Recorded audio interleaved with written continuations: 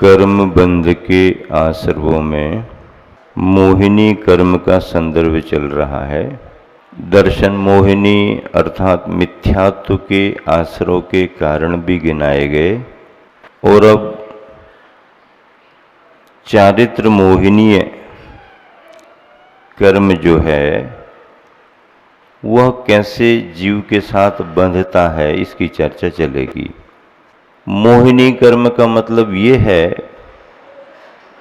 कि आपको अपने स्वरूप की पहचान नहीं हो पाएगी और अगर सम्यक दर्शन की भूमिका बनने पर पहचान हो भी गई तो जिस स्वरूप को आपने समझा है, जाना है, चारित्र मोहिनी कर्म उस स्वरूप को प्राप्त नहीं होने देगा। दर्शन मोहिनी स्वरूप की पहचान नहीं होने देता और चारित्र मोहिनी अपने पहचाने गए स्वरूप को प्राप्त नहीं होने देता। दर्शन मोहिनी में तत्व के प्रति विपरीत मान्यता बनती है। चारित्र मोहिनी अपने तत्व को प्राप्त ही नहीं होने देता, कसाएं बाधक बनती हैं। स्वरूप की प्राप्ति में कसाय का परिणाम बाधक बनता है। दर्शन मोहिनी स्वरूप को समझने ही नहीं देता। हमारा अपना स्वरूप क्या है, मिथ्यात्व की वजह से हम समझ नहीं पाते और अगर समझ में आ भी गया सम्यक्त की भूमिका में तो ये कसाय बैठी है ना, कसायों की तीव्रता अपने स्वरूप को प्राप्त होने ही नहीं देती। दर्शन मोहिनी में अवर्णवाद को लेकर के चर्चा थी। केवली श्रुत संग धर्म देवावर्णवादो दर्शन मोहस्य यानी मिथ्यात्व का आश्रव। चारित्र मोहिनी में क्या कहा गया, सूत्र आया है तत्वासूत्र में। उमा स्वामी आचार्य महाराज ने लिखा, कसायोदयात तीव्र परिणामश्चारित्र मोहस्य। कसायों की तीव्रता, कसाय के उदय में जो हमारे परिणामों में तीव्रता आती है। किसकी तीव्रता आ सकती है, क्रोध की, मान की, माया की, लोभ की, हास्य की, रति अरति, शोक भय जुगुप्सा, तीनों भेद, ये कसाय के परिणाम हैं। कसाय के उदय में आत्मा के तीव्र परिणाम होते हैं।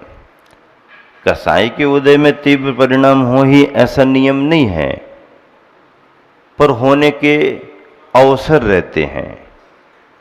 कर्म का उदय है तो वैसे हमारे परिणाम होंगे, ये प्रथमतया कथन है। हो भी सकते हैं, नहीं भी हो सकते हैं।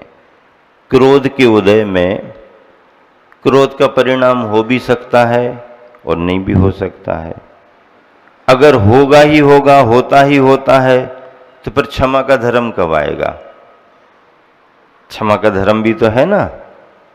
क्रोध का उदय आ गया, अब तो क्रोध करना ही पड़ेगा, क्रोध करने के लिए हम मजबूर हैं, फिर क्षमा का धर्म कब आएगा, कहाँ से आएगा? क्रोध कसाय के उदय में पर निमित्तों को पाकर के हमारे परिणाम जो और क्रोधित होने वाले थे, अगर हमने सावधानी रखी तो उन निमित्तों को पाकर के भी हम क्रोध ना करें, ये पुरुषार्थ कर सकते हैं। और इसी पुरुषार्थ का नाम साधना है। साधना का मतलब क्या है? एक आसन, उपवास, ये वो, ऐसा वैसा, ये तो साधना है। असल में साधना तो मन, वाणी और अपनी क्रिया को साधना ही साधना है। किसको साधना? किसको साधना? मन को साधना, वाणी को साधना और अपनी प्रवृत्ति को साधना। मन वचन काय को साधना ही अपनी साधना है। अब वो चाहे तुम उपवास का निमित्त बनाओ, चाहे स्वाध्याय का बनाओ, चाहे पूजा का बनाओ, चाहे अभिषेक का बनाओ, चाहे स्वाध्याय का बनाओ, चाहे सामायिक का बनाओ, निमित्त कुछ भी बनाओ, इन सभी कार्यों में प्रयोजन क्या है? हमारा मन, हमारी वाणी और हमारी प्रवृत्ति सधे। साधक वो कहलाते हैं जिनके विचार सधे हुए होते हैं, जिनके कदम सधे हुए होते हैं, जिनकी दृष्टि सधी हुई होती है, जिनकी वाणी सधी हुई होती है और जिनका इन सब के कारण जीवन सधा हुआ होता है, वही तो साधक। और क्या है? साधक कौन है? उपास करो तो भी ठीक है, नहीं भी करो तो भी ठीक है। वो नियम सार में एक गाथा आती है, किम का हदि वनवासो, ऐसा कुछ करके उसका पद्यानुवाद आचार्य ने लिखा है। बहुत समय से तो पढ़ा नहीं, ध्यान नहीं। मासोपवास करना, तन को तपाना और बहुत बहुत तपों को करना, पे व्यर्थ है सरमन के बिन साम्य बाना, ऐसा कहते हैं। मतलब ये करो, ये करो, वो करो, सब करो, सब करो, करो तो करो भी, खूब अच्छा है, करने वाले की प्रशंसा बहुत है, लेकिन सबके करने के बाद भी अगर तुम्हारे अंदर क्षमता का परिणाम नहीं आ पा रहा है तो फिर ये सब बेकार हैं ऐसा तो नहीं कहेंगे, लेकिन इतना सब करने से जो आपको लाभ होना चाहिए था वो लाभ नहीं मिलेगा। आपने गलत कर दिया है ऐसा भी नहीं कहेंगे, लेकिन आपने करके पूरा ठीक कर लिया है ये भी नहीं कह सकते। प्रयोजन तुम्हारा छूट गया, प्रवृत्ति तुम्हारी बनी रही, कमी ये हो गई। अब फिर इसका कोई उदाहरण देकर, इसलिए तो हम करते नहीं है ना, इतना करने के बाद भी ऐसा नहीं हुआ इसलिए तो हम अच्छे हम करते नहीं, तुम और महा खराब हो। क्यों? तुमको भी जब भी ऐसे परिणाम पाना होगा इसी मार्ग में लगना पड़ेगा, इसी का अनुकरण करना पड़ेगा, और वो परिणाम भी इन्हीं कार्यों से तुम्हारे को मिलेगा। असंयमी को मिल ही नहीं सकता है, असंयम अवस्था में कुछ हो ही नहीं सकता है। अरे संयम, इतना बड़ा संयम लेने के बाद भी वो पॉइंट टच नहीं कर पा रहे तो फिर असंयम की तो कोई चर्चा ही नहीं है। लेकिन प्रयोजन क्या है? प्रयोजन ये है मन, वाणी और कर्म सधे, यही साधना है। कसाइयों के उदय में हमारे जो आत्मा के तीव्र परिणाम होने लगते हैं, तीव्रता के होने लगते हैं, क्रोध की तीव्रता, मान की, माया की, लोभ की, राग की, द्वेष की, मोह की, किसी भी प्रकार की, ये सब कब होते हैं? कसाई का उदय तो चलता है। कसाय रहित भगवान है, उनको कुछ नहीं है। कसाय रहित भगवान, उनको कुछ नहीं है। निमित्त भी कोई सामने आ जाए तो भी कोई फर्क नहीं पड़े, क्योंकि उपादान में अब वो कसाय भाव है ही नहीं। हमारे अंदर उपादान में कसाय का भाव है, उसका उदय आता है। उसके उदय में निमित्तों को पा करके परिणाम वैसे प्रेरित होते हैं। पानी में लहराने की क्षमता है। किस में क्षमता है? पानी हिल सकता है, पत्थर नहीं हिलेगा, लेकिन कौन हिलाएगा? पानी शांत है, हवा चली, पानी हिल गया। हवा में हिलाने की क्षमता है और पानी में हिलने की क्षमता है। हिलने का उपादान पानी का है, निमित्त हवा है, हिलाने का उपादान हवा का है। लेकिन वही हवा जो पानी को हिला सकती है, सहज रूप से पत्थर को नहीं हिला सकती। पत्थर में वो चीज नहीं आएगी जो पानी में आती है। हमारा अपना उपादान और बाहरी निमित्त, कार्य की परिणति अपने आप होती है। कसाइयों की तीव्रता एवं पापात्मक प्रवृत्तियों से चारित्र मोहिनी कर्म का आश्रय होता है, बंद होता है। कसाय के उदय से होने वाला तीव्र आत्म परिणाम चारित्र मोहिनी का आश्रय है। स्वयं कसाय करना, दूसरों में कसाय उत्पन्न करना। अब देखो और क्या क्या निमित्त लिखे। स्वयं कसाय करना, दूसरों में कसाय उत्पन्न करना, तपस्वी जनों के चारित्र में दूषण लगाना, संक्लेश को पैदा करने वाले भेष धारण करना आदि कसाय वेदनी के आश्रय के कारण है।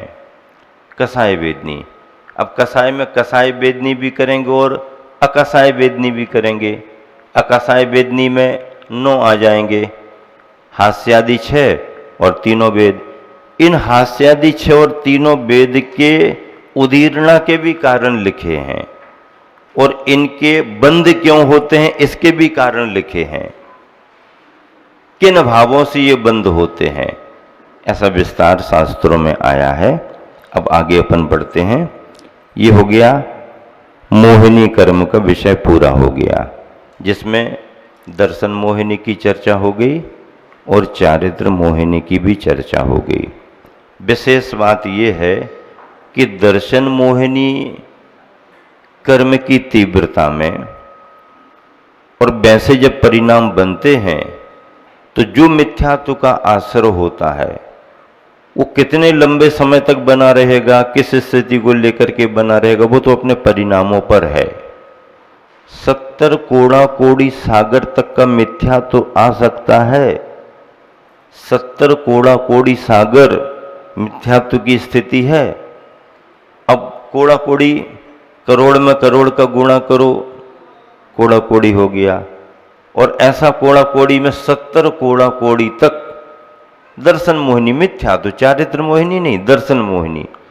मतलब संगी पंचेंद्री पर्याप्तक जीव अगर तीव्र कसाय के कारण मिथ्यात्व का बंद करे, किन भावों को लेकर के, अवर्णवाद को लेकर के, अवर्णवाद को लेकर के, धर्म परंपराओं को लेकर के आदि आदि अवर्णवाद करे, तो उस संगी पंचेंद्री पर्याप्तक जागृत परिणामों से किए जाने वाले भावों में 70 कोड़ा कोड़ी की स्थिति वाला मिथ्यात्व इस जीव से बंध सकता है।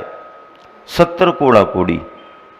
अब 70 कोड़ा कोड़ी कब बन गया है तो कटेगा कब, कितना समय लगेगा। आचार्यों ने यह भी कहा कि अज्ञानता में सुमेरु के समान कर्मों का ढेर सारा बंद कर भी लिया जाए तो ज्ञानवान अवस्था में ज्ञान त्रिगुप्ति गुप्तासन, ये ज्ञान चौथे गुण स्थान का ज्ञान नहीं। रत्नत्रयधारी मुनि जब ध्यान में बैठते हैं और उस समय उनके ज्ञान की परिणति ध्यान के रूप में होती है तो उतने ढेर सारे कर्मों को वो कितने सेकंडों में यानी सबसे छोटे अंतर मुहूर्त काल में भी नष्ट कर देते हैं। त्रिगुप्ति गुप्तासन लिखा है। क्या लिखा है? आचार्य अमृतचंद्र स्वामी ने त्रिगुप्ति गुप्तासन, 3 गुप्तियों से गोपित होने वाले। त्रिगुप्ति लिखा है, त्रिभुक्ति नहीं लिखा कि 3 बार भोजन करने वाले और 4 बार स्वाध्याय करने वाले, ऐसा नहीं।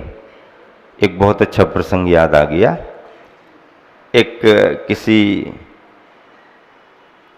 विपरीत मान्यता वाले पंडित ने अपने गुरुवर आचार्य से तर्क कर दिया। स्वाध्याय में बैठता था पर जरा उसकी उल्टी मान्यताएं थीं, उल्टे ही तर्क करता था। तो क्या तर्क कर दिया उसने? वो अभिषेक पूजा पाठ आहार दान चौका आदि में मान्यता नहीं रखता था। स्वाध्याय करो, ऐसा करो वैसा करो, आत्मा का ध्यान करो। वृत्ति भी नहीं था, संयम भी नहीं था। स्वाध्याय करो। उसने प्रश्न क्या कर दिया आचार्य श्री से स्वाध्याय में, आचार्य श्री आप ये बताओ आहार दान देने में गृहस्थों को कितने कर्मों का बंध होता है? क्या प्रश्न कर रहा? आहार दान देने में गृहस्थों को कितने कर्मों का बंध होता है? अब ये कोई प्रश्न है क्या? अरे आहार दान तो शुभ क्रिया है, दान का भाव है, उसके शुभ परिणाम है। अगर शुभ परिणाम है तो अशुभ कर्म की निर्जरा होगी, पुण्य का आश्रय होगा, अशुभ कर्म की निर्जरा होगी। लेकिन वो क्या प्रश्न कर रहा कि आचार्य श्री, आहार दान देते समय गृहस्थों को कितने कर्मों का बंध होता है? अब आचार्य श्री भी आचार्य श्री ही थे, तो कहने लगे पंडित जी सुनो, स्वाध्याय करने में जितने कर्मों का बंध होता है उससे आधे कर्मों का बंध आहार दान में होता है। स्वाध्याय करने में तुम्हें जितने कर्मों का बंध होता है उससे आधे, मतलब हम फायदे में हैं, तुम घाटे में हो। स्वाध्याय करने में जितने कर्मों का बंध होता है उससे आधे कर्मों का बंध दान आदि के समय होता है। और पंडित जी को समझ में आ गया कि ये तो बिल्कुल एकदम है, नस पकड़ दी, चुप हो गए। हाँ बोलो ना पंडित जी, समझ में आया नहीं आया? हाँ समझ में आ गया, हाँ समझ में आ गया। क्यों? क्योंकि वो ये बताना चाह रहे थे कि दान पूजा आदि आदि शुभ जो क्रियाएं हैं इनमें केवल कर्मों का बंध ही होता है और कुछ नहीं होता। तो जब इनमें तुम कर्मों का बंध मान रहे हो तो तुम कहां से बचोगे? तुम स्वाध्याय ही तो कर रहे हो, तो स्वाध्याय में भी तुम्हें कर्म का बंध हो रहा, फिर कितना कितना हो रहा? तो स्वाध्याय में जितने कर्मों का बंध हो रहा उससे आधे, 3-4 बार जब पंडित जी की तरफ देख के आ जाए, कितने? उससे आधे आधे आधे। पंडित जी का पारा ठंडा हो गया। मतलब अगर कोई कुतर्क करने लगे तो कुतर्क करने वाले को भी जवाब ऐसा देना पड़ता है कि बिल्कुल उसको सही समझ आ जाए। बाजार में अगर कोई केला खरीदने जाता है, वो छिलका वाला ही खरीदता है, बिना छिलका का नहीं है। जब उसकी कीमत ही नहीं है ना, तो दुकानदार से कह दो निकाल करके अलग करो ना, हम तो सीधा सीधा केला लेंगे, छिलका की जरूरत ही नहीं है। अगर छिलका निकाल करके वो देगा तो पंडित जी तुम ही नहीं खरीदोगे। केला कीमती है, केला हमारा उपादेय है, केले को हमारे को खरीदना है, लेकिन उसी केले को खरीदेंगे जिस केले की सुरक्षा उसका छिलका कर रहा है। आत्मा का परिणाम हमारा उपादेय है, लेकिन उन परिणामों की संभाल रखने के लिए पुण्य भी केले के छिलके के समान काम करता है। छिलका नहीं खरीदा जाता है, छिलके की कोई कीमत नहीं है, लेकिन छिलका वाला केला ही खरीदा जाता है, छिलके वाले केले की ही कीमत होती है।